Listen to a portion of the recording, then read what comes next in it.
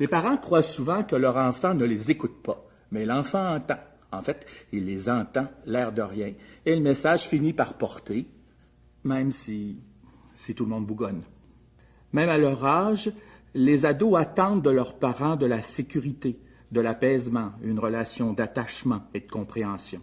Alors, comme parents, malgré l'éloignement, c'est bon de leur indiquer notre disponibilité, de manière à faire grandir en eux leur estime de soi, leur ambition pour eux-mêmes et pour les autres. En s'ouvrant à sa progéniture, un parent va devenir non seulement un facteur fondateur d'inspiration, mais également un facteur d'activation. Ainsi, si un jeune n'a jamais bénéficié d'une relation affective ou de proximité avec un parent ou encore avec un adulte parental, ça peut être par exemple un prof ou un coach de hockey, ce jeune-là, c'est sûr, il va avoir besoin d'aide, certain.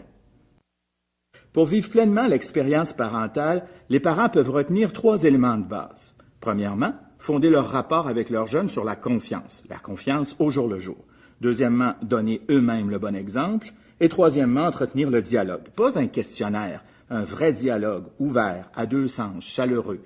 Ça fait toute la différence. C'est parfois plus facile à dire qu'à faire, mais l'important c'est d'essayer, pas de réussir. On peut réussir aussi.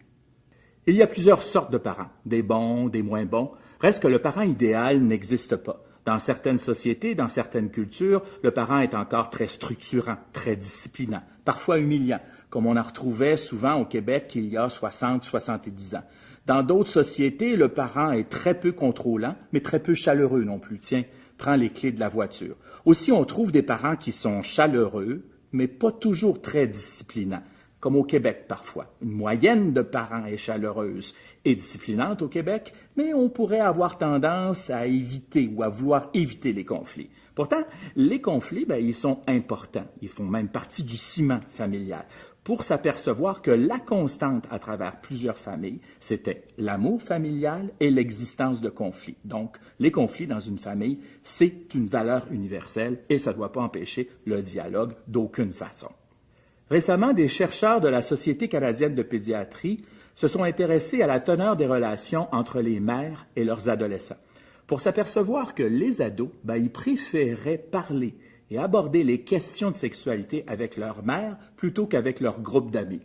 Alors, entre nous, s'ils préfèrent et sont capables de parler de sexualité avec leur mère et éventuellement avec leur père, je ne vois pas pourquoi, à table, en sortie, les week-ends, on n'aborderait pas avec eux les questions de sécurité routière.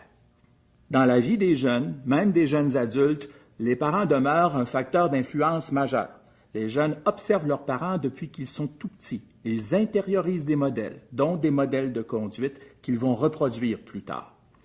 Si on veut pousser l'expérience transgénérationnelle plus loin, on peut s'offrir un petit contrat moral entre parents et adolescents. Un contrat dans lequel on peut retrouver différents engagements, dont le principal, que le jeune s'engage à revenir à la maison et à ne pas mourir, grâce à, par exemple, un lift, un peu plus d'argent de poche, un cool taxi, les transports en commun, ou tout simplement un téléphone cellulaire à toute heure du jour et de la nuit. Si les idées ici sont presque toutes bonnes, ce sera aussi vos idées. Et la suite, elle vous appartient.